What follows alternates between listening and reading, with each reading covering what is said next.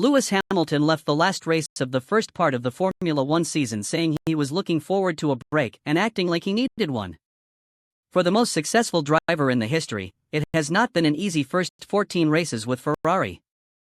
The season started with Hamilton full of positivity about his new environment, and a sprint race pole and victory at the second race of the season in China hinted at great promise. But reality bit back hard within 24 hours of that success. Both Ferraris were disqualified from the Grand Prix in Shanghai for technical infringements, having not been on the pace of the McLarens. Since then, Hamilton and Ferrari have struggled for competitiveness, and Hamilton ended the first part of the season saying at the Hungarian Grand Prix that he was just useless and drove terribly. So what has not been working for Hamilton at Ferrari? A part season of two halves. The raw statistics of Hamilton's first part season offer no firm conclusions. The Briton has been outqualified by Leclerc 12-5 across all qualifying sessions, or a fair comparison can be made, and is on average 0.146 seconds slower. But the season can be split into two parts, before and after the Miami Grand Prix, the sixth race of the season. Over the first 6 races, Hamilton was on average 0.204 seconds slower than Leclerc, and he qualified ahead only twice in both sessions in China. Since the Emilia-Romagna Grand Prix in mid-May, Hamilton's average deficit to Leclerc is just 0.078 seconds, including his 2 recent difficult weekends in Belgium and Hungary. In the run-up to those 2 events, Hamilton had outqualified Leclerc 3 times in 4 races. Most drivers who have switched teams in F1 in recent years have faced some kind of adaptation period, and Hamilton's relationship with his engineer Riccardo Adami still does not sound at the level of mutual understanding he enjoyed with Peter Bonington at Mercedes. On top of that, Leclerc has been racing for Ferrari since 2019, and is regarded by many as perhaps the fastest driver in F1 over 1 lap. Can any driver be said to have lost it, as some have started to ask about Hamilton if they are 0.078 seconds slower than arguably the fastest driver in the world? Of course not. Negative trends. But there are some trends about Hamilton's form in the past few years. In his first 2 seasons as teammate to George Russell at Mercedes, they were separated by hundredths of a second on average qualifying pace, in 2022 in Hamilton's favor, in 2023 in Russell's. Last year, though, something happened. Russell thrashed Hamilton 18-5 in qualifying at an average advantage of 0.171 seconds. Hamilton consoled himself with the fact that he had told Mercedes he was leaving for Ferrari before the season had even started, so the year was always going to be difficult. Even so, the remarks Hamilton made in Hungary this year were reminiscent of those he occasionally made in 2024, such as when he said at the penultimate race in Qatar that he was definitely not fast anymore. It's common for Hamilton to react in an emotional way when he cannot explain why he's not as quick as he expects. Somewhere along the way, he has lost confidence and is questioning himself. Why the focus on qualifying? Firstly, it provides a reference for absolute speed. Beyond that, not only has Hamilton always prided himself on his qualifying, but he is also the all-time record pole winner by far more than he is the race record holder. He has 105 wins to Michael Schumacher's 91, but 104 poles to Schumacher's 68. And until losing the qualifying battle to Russell over their 3 years together, no driver had ever come out on top against Hamilton over their time as teammates. The only person who even got close was Fernando Alonso, who was just 0.003 seconds off him in 2007. And, like Hamilton, he is an all-time great. The design philosophy problem. Late braking and gaining time in the corner entry phase has been Hamilton's stock in trade during his career.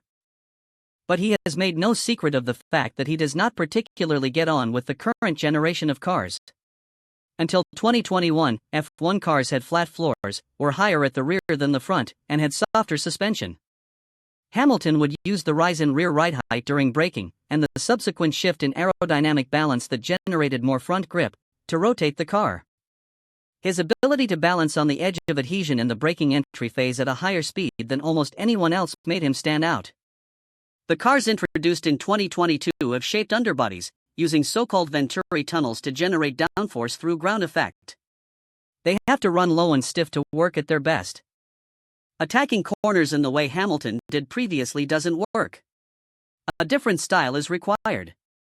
Drivers talk about needing to brake earlier and roll speed into the corner to best exploit the underbody downforce. Hamilton seems not to have been able to adapt as readily as others to this, or at least has not been able to differentiate himself as much. But why? Until the last few years, after all, he was renowned for his adaptability. Hamilton's specific problem with the Ferrari this year is that he is lacking confidence in the rear during braking and corner entry.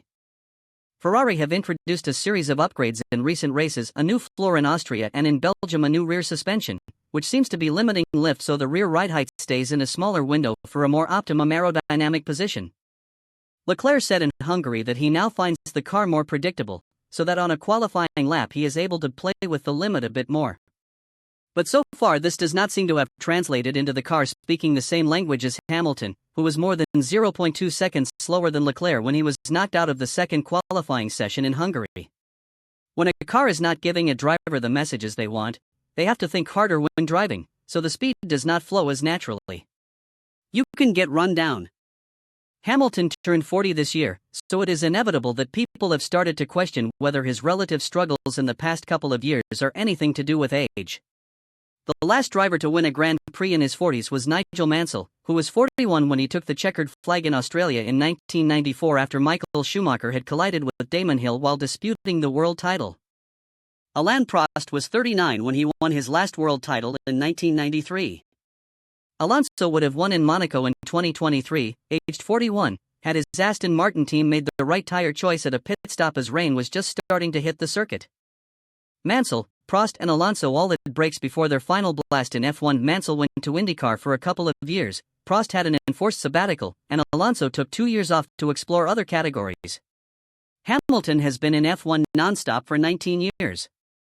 4 years ago he had to suffer the blow of missing out on a record 8th world title in the most controversial circumstances in Abu Dhabi, and he has not had a car competitive enough since to avenge what he regards as an injustice. And now he has to get up to speed with a new team, with a different culture, against a super-quick teammate. Hill says, Lewis has been doing this his whole life, since he was a kid.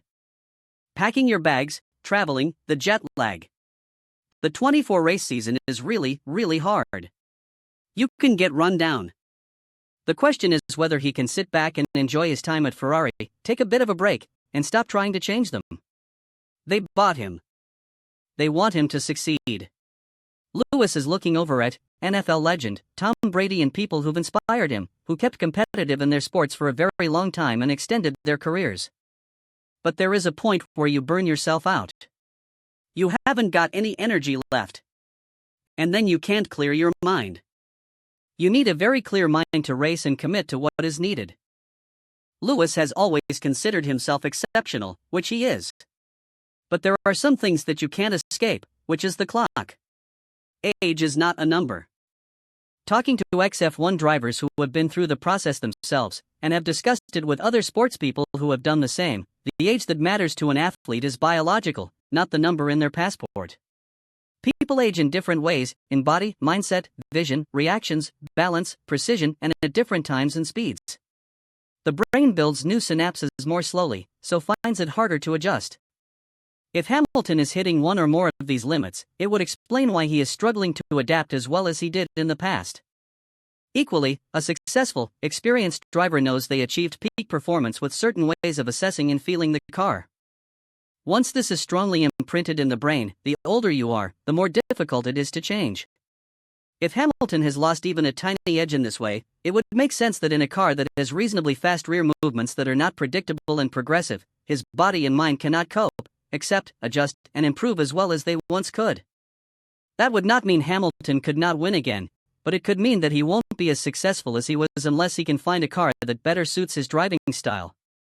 The rules are changing next year, and cars are going back to flat, stepped bottoms, similar to the kind used before 2022.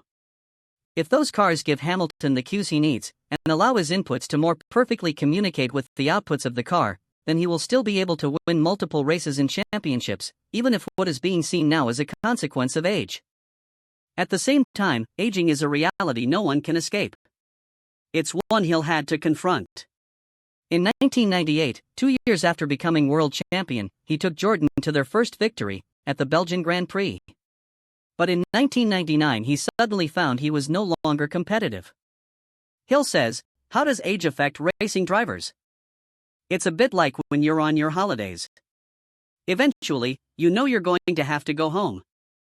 And the last day of a holiday is really not a holiday at all, is it? As a sports person, you know there is an end. And that plays on your mind. There's no way you can ignore it. And it's a wrench in a way to actually think of not doing this thing anymore, especially if you love it and you're good at it. But it's no fun doing it when you're not quick. It's no fun being in F1 when you're not winning, if you're expected to win. It is just a horrible, horrible experience. And what are you doing? You're hoping you find the magic solution.